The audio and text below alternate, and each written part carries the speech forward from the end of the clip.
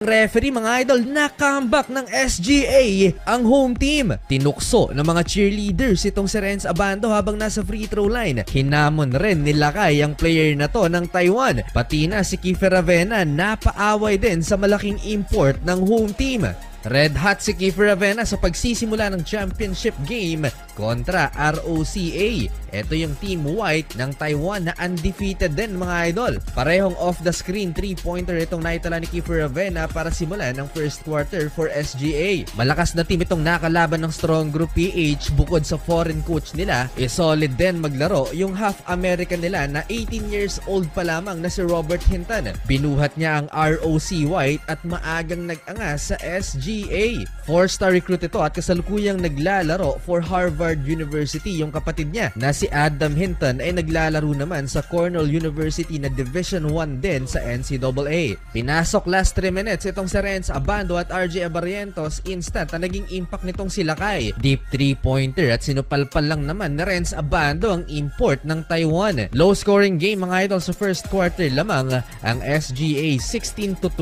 Simula ang second frame sa 3-pointer ni Adam Hinton. Pero sumagot din ang 3-pointer itong si RJ Abarrientos. 6-minute mark, aakalain mong hindi na maaabot to ni Renz Abando pero nasupalpal pa niya ang 3-point attempt ng kalaban. Bukod dyan, nilagay din niya sa foul trouble itong si Adam Hinton. Sabay nginitian pa ni Lakay. 2 free throws mga idol at grabe yung distraction kay Renz Abando. Todo paganda, lahat ng cheerleaders magmintis lang sa free throw line.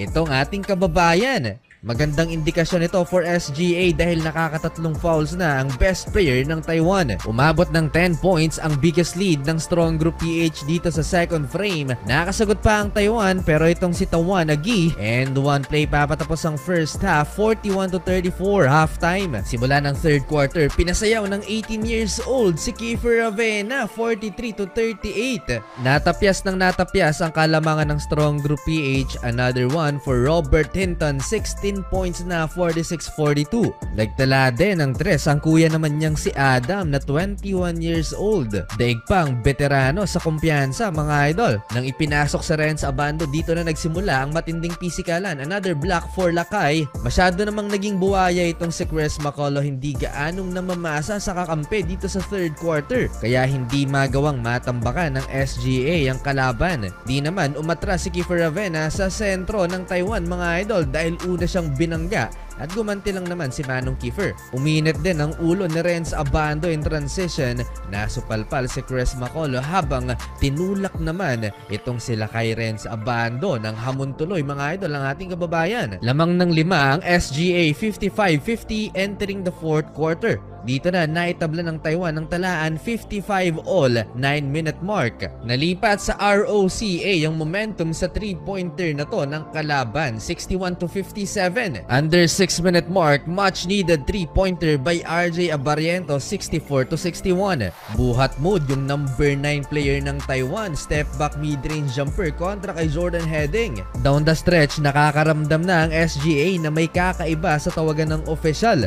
Di na makapaniwala itong Strong Group PH sa mga nangyayari dito sa last 3 minutes ng fourth quarter. Sinolo na halos ng mga import nitong SGA ang laban sa fourth quarter at hindi na pinapasahan ng mga local players. Alat ni Chris McCullough kahit sa free throw hindi magmintis mga idol. Last 19 seconds, buhay pa ang SGA. Pasok ang 2 free throws ni Agi and Kiefer Ravena for the lead from the corner, 73-71. Hindi paligtas ang SGA dahil itong import ng Taiwan mga idol na ipasok ang putback layup na to last 7 seconds, tied at 73. For the win sana, Kiefer Ravena elbow mid-range jumper nagbintis overtime. Simula ng OT, RJ Abarrientos from the corner, 3-pointer bank shot.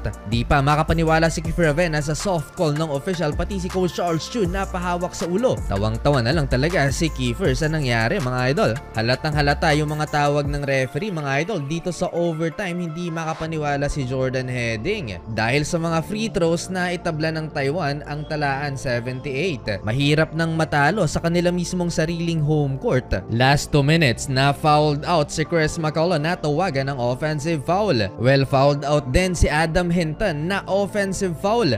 Nag-hero ball si Kiefer Ravena mga idol last 1 minute, 1 turnover at isang crucial miss. Na-fouled out din last 14 seconds si Tawanagi. Foul game ang nangyari mga idol, wala ng 24 seconds sa game clock at dito